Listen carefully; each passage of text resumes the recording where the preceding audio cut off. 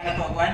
Likod lang. So si Sir Jomar ay susubok ngayon, papailawin yung tapoter, no? Ang isa, no? Mineral water. Mineral. water. Saan ang mineral dito, Sir Jomar? Puro, same. Same. Para may daya. Okay, so ititester ngayon ni Sir Jomar kung merong mineral talaga, iilaw. Tama po ba, Sir Jomar? Iilaw kung may mineral, no? Kung malakas ba ang kanyang pag-ilaw. So, itis muna natin daw mineral water. Okay. Oh. So umilaw. Umilaw siya pero mahina, no?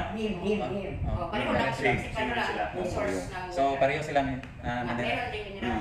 So, Lagyan natin ng Juan. Itong isa. Yung Lexubit. Lagyan na ng Lexubit Advance. Yung isa. Tingnan natin kung gaano kalakas ang ilaw.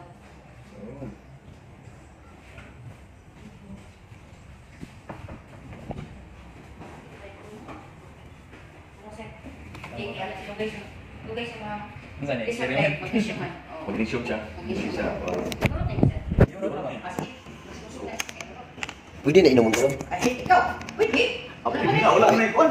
Powerful ka na eh. Limpi ba ng tubig, no? Sige, sige. Oo. Gikan mo dali, mineral.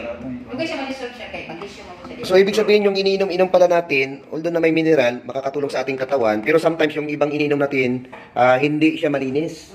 No? Yung tapoter. So, yung akala natin may mineral pa minsan na binibili natin, wala talagang mineral. So, ganoon naman din yung kalakaran. So, this time na subukan natin, although na umilaw, pero mahina. Ngayon, nilagyan ng Rexobit. Titingnan natin kung merong kaibahan. Malakas na malakas yung ilaw. Malakas yung ilaw. Try natin dito sa kabila. Mahina. Yung walang Rexobit po, mahina ang ilaw. So, mayroong resubit. Merong Rexobit, malakas ilaw. So, pag merong Rexobit sa katawan mo, ibig sabihin yung electricity, meron kang kwan. Ang tawag doon, coach. Ayon. Negative ayon. So, mag-charge ka ngayon. Mag-charge ka. So, yung katawan mo, lalakas. Lalakas yung katawan mo. Okay, so na-differentiate natin yung malakas yung kanyang ilaw dahil sa Rexobit at saka yung walang Rexobit, mahina po yung ilaw. Yes! Salamat Rexobit Advance. Salamat din Sir Jomar sa demonstration na Patunayan. ito ngayon dahil na-prove natin kung talagang lalakas ba yung ilaw ng bumbilya kapag merong maraming trace minerals yung isang tawag nito, yung produkto o yung mismo na tap water na yan, although na umiilaw, may minerals pero konti lang kasi kita naman natin, mahina yung ilaw kanina. So, marumi yung mga tubig, lalo na deep well, kaya hindi tayo umiinom dyan, tama?